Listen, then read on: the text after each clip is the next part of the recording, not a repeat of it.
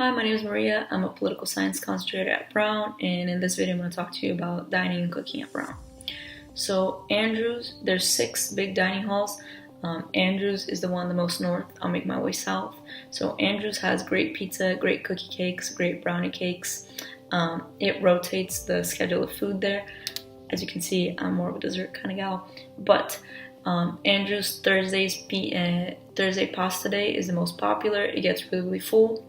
Then the V-Dub is, in my opinion, a very cozy dining hall. It's under Emul. They have scrambled eggs fresh in the morning that you can get, and then Chicken Figure Fridays is the other popular day there. It gets really packed. The Blue Room, amazing muffins, sandwiches. It's a cafe style, so it's nice. Then you have the Ratty, which is like the huge dining hall.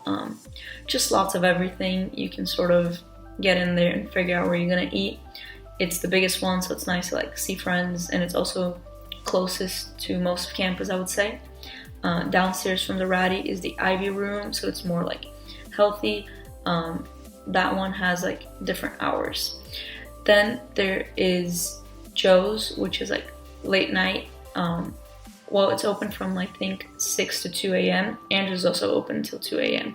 But Joe's is like quesadillas. There's also salads. The salads are good.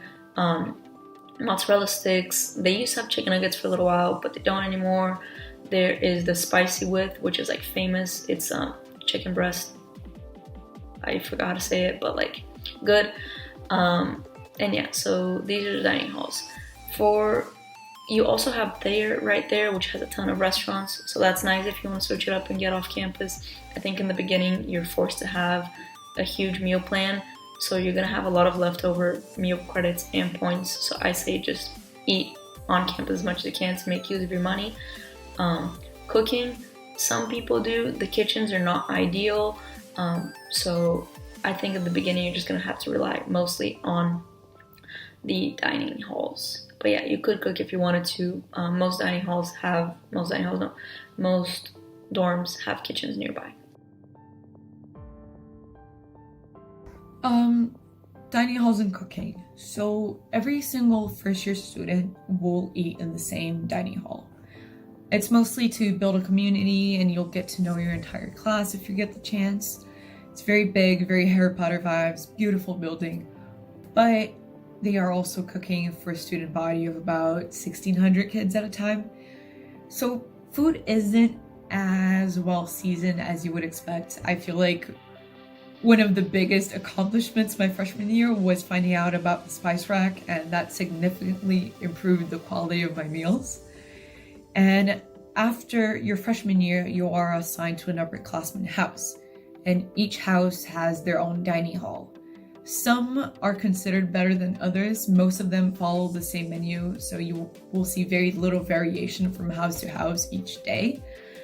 But some people do believe one house has a better kitchen than the other, and it really depends on which dorm you're in. Courier is known for having the best food, and if you do want to cook for yourself or just do your own little thing, most houses also have side kitchens for students, but it really depends on the house.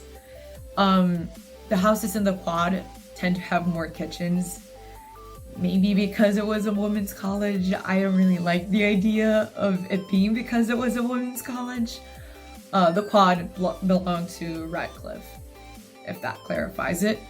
But there are lots of kitchens where you can cook your own meals or maybe bake or do your own thing. They're usually not as equipped, so you do have to bring your own things, but they do have everything that you will need. So a fridge and an oven, a toaster oven. You just will have to bring your own utensils, your own cooking supplies and ingredients and whatnot.